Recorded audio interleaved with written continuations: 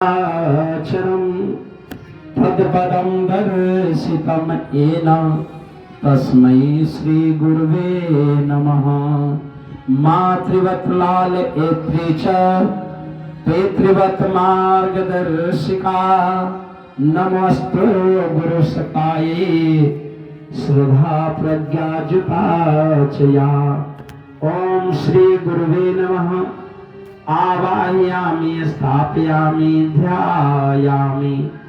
मस्तक झुका करके प्रणाम कीजिए। ततो नमस्कारम करोमि।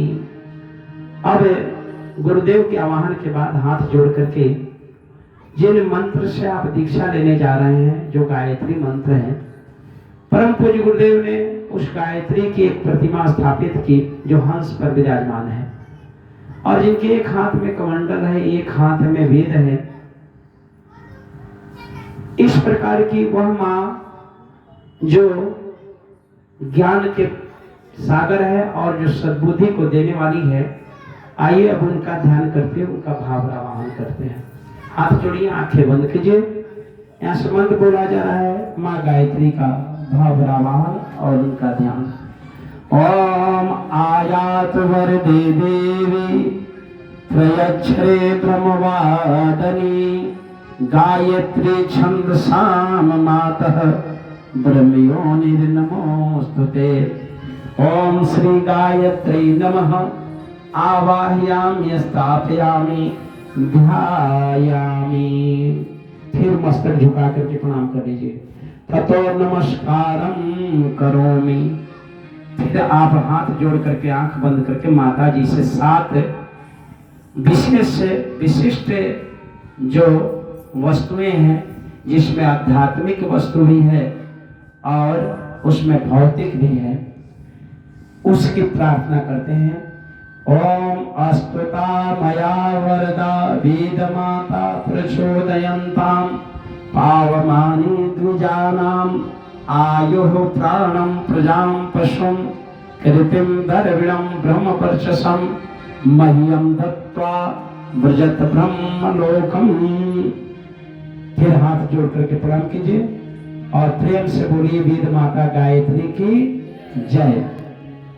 अभी आप परम पूज्य गुरुदेव और परमनीय माता जी और माँ गायत्री का ध्यान करके उनकी भावभरी प्रार्थना किए। अब हाथ जोड़ करके परम पूज्य गुरुदेव सजल श्रद्धा और प्रखर प्रज्ञा के रूप में विराजमान है। आप शांति कुंज जाएंगे तो परम पूज्य गुरुदेव कहे कि मैं केवल अस्थूल शरीर छोड़ रहा हूँ। अस्थूल शरीर क्या होता है?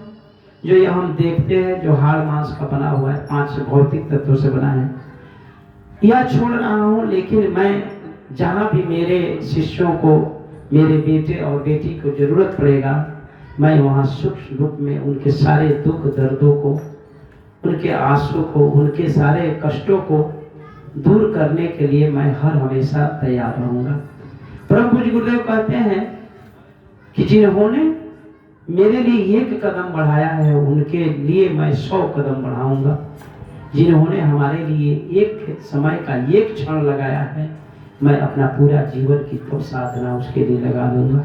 ऐसा आश्वासन देते हैं परम पूज्य गुरुदेव। तो परम पूज्य गुरुदेव कहे कि मैं अस्थूल शरीर को तो छोड़ रहा हूँ, लेकिन सूक्ष्म रूप में मैं तुम जहाँ चाहोगे वहाँ विराजमान रहूंगा। आपको भी अनुभव करेंगे। हम लोग अनुभव किए हैं, आप लोग अनुभव करेंगे कि आप जब भी कोई ऐसी आपत्ति और विपत्ति की पहाड़ अगर आपके ऊपर टूट जाए तो आप आंख बंद करके गुरु का ध्यान करेंगे तो आप पाएंगे कि सामने आपके गुरु जी खड़े हैं और आपका समाधान कर रहे हैं। ऐसी गुरु की ऐसा संकल्प और गुरु की ऐसी बड़ी कृपा है जो कि आपको मिलने जा रहा है।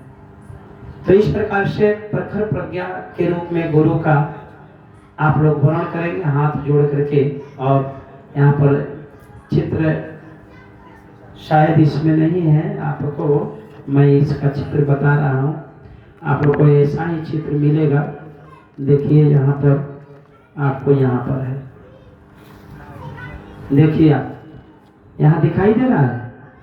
ऊपर जो है यहाँ, इधर आपके गुरु जी हुए, इधर माता जी हैं, बीच में गायत्री माँ है और ये जो दोनों मंदिर के जैसा दिखाई दे रहा है, ये मंदिर के जैसा दिखाई दे रहा है ना, मंदिर के जैसा, ये है प्रखर प्रज्ञा और एक है सजल श्रद्धा। इसके बीच में एक दीप जल रहा है जो परम पूज्य गुरुदेव ने 1926 में उन्होंने हिमालय जा करके और साधना करके यह अखंड दीपक उन्होंने वहां से लाए थे, अखंड अग्नि।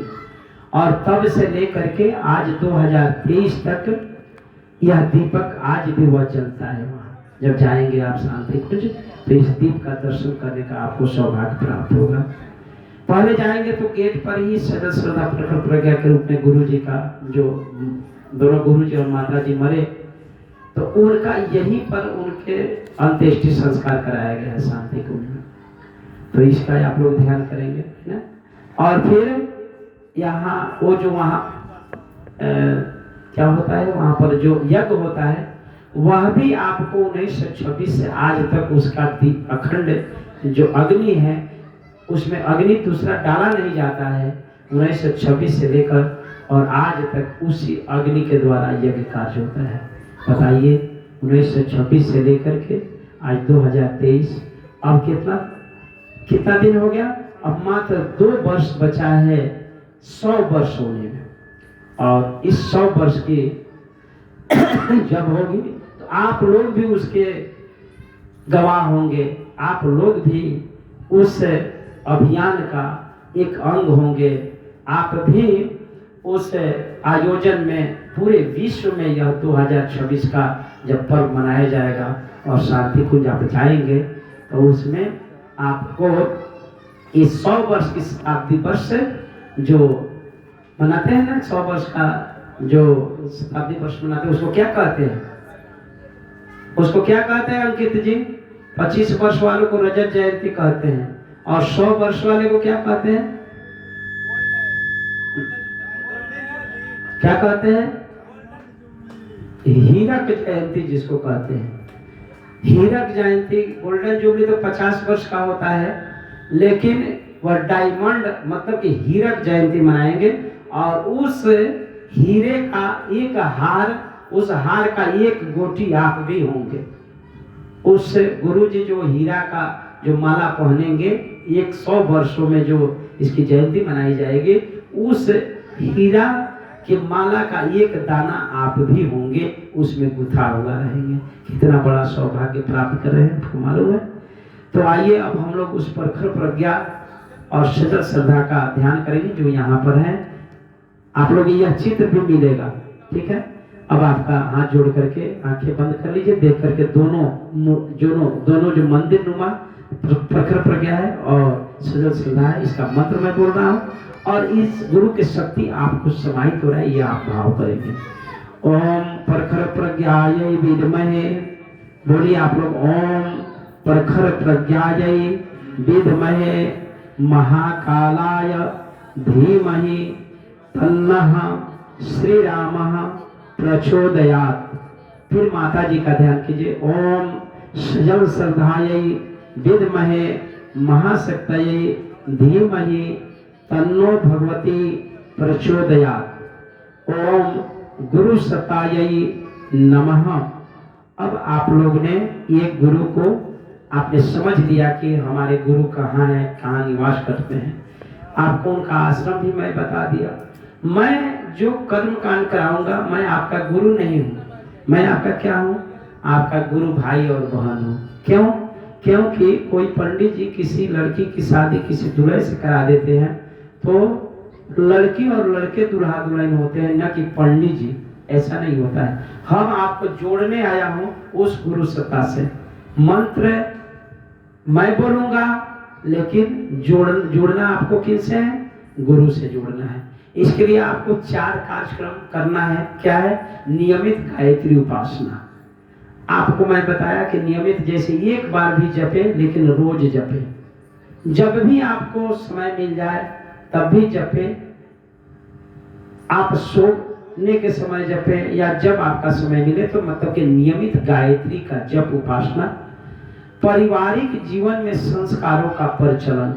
आप अपने घर में जन्मदिन मनवाएं, विवाह दिन मनवाएं, है ना। आप घर में कभी कभी हवन करवा लें, मतलब कि गुरु जी के कार्यों को कुछ ना कुछ आप घर में 1 महीना में नहीं, 6 महीना में नहीं, कम से कम साल भर में कम से कम एक बार जरूर आप कोई ना कोई आयोजन छोटा ही सही आप निश्चित रूप से गायत्री परिवार के किसी परिवारजन को बुलाकर कराएं और संस्कारों को जीवन में धारण करें और बच्चों को संस्कारवान बनाएं। उसके बाद विद्या मंदिर नियमित युग निर्माण साहित्य स्वाध्याय।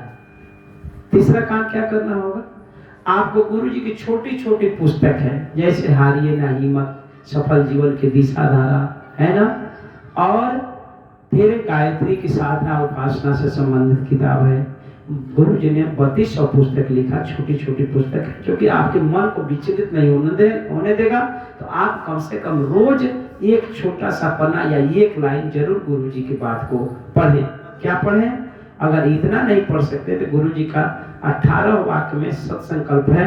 हमारा संकल्प जिसका पहला है कि हम ईश्वर को सर्वव्यापी न्यायकारी मानकर उनके अनुशासन को अपने जीवन में धारण करते हैं। एक ही लाइन पढ़ ली बस हो गया दिन भर, कोई बात नहीं कि पूरा साहित्य पढ़ लिए कि अपना सुधार समाज की सबसे बड़ी सेवा है, ये पढ़ लिए हो गया। आप ये पढ़ लिए, क्या पढ़ लिए कि मनुष्य अपने भाग्य का निर्माता आप है, एक ही लाइन पढ़ लीजिए, है ना। कोई एक अच्छी बात गुरु जी का पढ़ लीजिए, हो गया आपका स्वाध्याय। और चौथा कार्य क्या है कि तुलसी स्थापना, घर में एक तुलसी चौरा जरूर बनाएं और उसमें सूर्य दान जरूर करें, अपने करें, अपने परिवार के लोगों को प्रेरित करें और अपने जो बच्चे हैं उनसे करवाएं। इस प्रकार का आप 4 जो कार्यक्रम जीवन में जरूर उतारें। उसके बाद क्या है, 4 उपलब्धियां हैं। अब ये जब 4 कार्य करेंगे तो आपको मिलेगी क्या, जैसे कोई किसान खेत में अगर बीज बोता है तो वो क्या होता है, उसके खेत में गेहूं की फसल आ जाते हैं, धान की फसल आ जाते हैं, मक्का की फसल आ जाते हैं। जो चीज का बीज लगाता है और उसका देख रेख करता है, उसके निराई कुड़ाई बुआई करता है और उसको क्या करता है, उसको पानी पटाता है, उसको संभाल कर रखता है, उसकी निगरानी करता है, तो क्या होता है, वह उसको फल देता है। वैसे ही जब ये 4 कार्य करेंगे आप, तो आपको क्या हो जाएगा, आपको 4 प्रकार के फल मिलेंगे उपलब्धियों में। पहला क्या मिलेगा, आत्मशक्ति का अभ्युदय हो जाएगा। ध्यान दीजिएगा, क्या पहला आपको क्या मिलेगा, आपका आत्मशक्ति इतना जागृत हो जाएगा कि आप क्या अच्छा है क्या बुरा है आपको समझ में आने लगेगी। कब, जब आप नियमित यह काम करेंगे, है ना। तो आपका आत्मशक्ति का जागरण इतना हो जाएगा कि आपको किसी से डर नहीं होगा, किसी से आप डर नहीं सकते। माइको के बंद कीजिए। तो यह है कि डर नहीं सकते, अर्थात आपको जैसे हनुमान जी के अंदर शक्ति आ गई थी। और हनुमान जी को जब जामवंत कहते हैं कि राम काज लगे तो अवतारा, तो सुनत भयऊ पर्वत आकारा, अर्थात पर्वत के आकार के हो गए। और तब उन्होंने कहा कि जामवंत मैं पूछा हूं तो ही उचित सिखावन दीजहूं, तुम बताओ मैं क्या करूं, जाकर लंका को जला दूं या लंका को मटिया मेट कर दूं या रावण को आज ही उसको समाप्त कर दूं या उलट पलट करके जो भी करना है इस धरती को, ये उस लंका का नाश करके और सीता को लेकर, इतना नहीं करना है। इतना आत्मशक्ति का जागरण हो जाता है जब आप ये काम करते हैं। दूसरा क्या हो जाता है, व्यक्ति निर्माण होता है। व्यक्ति निर्माण क्या होता है, आप आदमी वहीं रहेंगे, आप वहीं बबलू जी, आप वहीं डब्लू जी रहेंगे, आप वहीं प्रभु जी रहेंगे, आप वहीं उजाला, आप वहीं बिंदु, आप रहेंगे। आपका क्या नाम हुआ है, अजीत, प्रमोद, अजीत जी, आप वहीं अजीत जी रहेंगे। देखने में वही नाक नस्ल सब कुछ रहेंगे, लेकिन आपका अंदर का जो मशीन है वो बदल जाएगा, आपके अंदर की सोच बदल जाएगा। देखते हैं ना कि कभी कभी लेबल जो है हमारे, ये क्या है कि सुमन जी जानते हैं कि अगर लेबल जैसा लगा देंगे, अगर लेबल के अंदर जो है वास्तविक वह है, लेबल की कोई भरोसा नहीं है ना। ऐसा बात, लेबल तो कुछ भी साट सकते हैं, लेबल तो मनुष्य का भी दिखाई देता है कि मनुष्य का शकल है, लेकिन मनुष्य के रूप में वो भेड़िया है, मनुष्य के रूप में उसका क्या स्वभाव है ये पता नहीं चलता है। क्यों? क्योंकि अंदर की बात कब मालूम होती है, जब आपका व्यक्तित्व निखरता है, जब आपका व्यवहार सामने आता है, जब आपका चरित्र सामने आता है, तब समझ में आता है। मान लीजिए लेबल लगा हो अमृत का, जब पिए तो अगर कड़वा लगे तो समझ जाइएगा कि नहीं ये तो लेबल लगा था दूसरा, लेकिन रखा हुआ है कुछ दूसरा है। एक छोटी सी मैं घटना आपको बता रहा हूँ।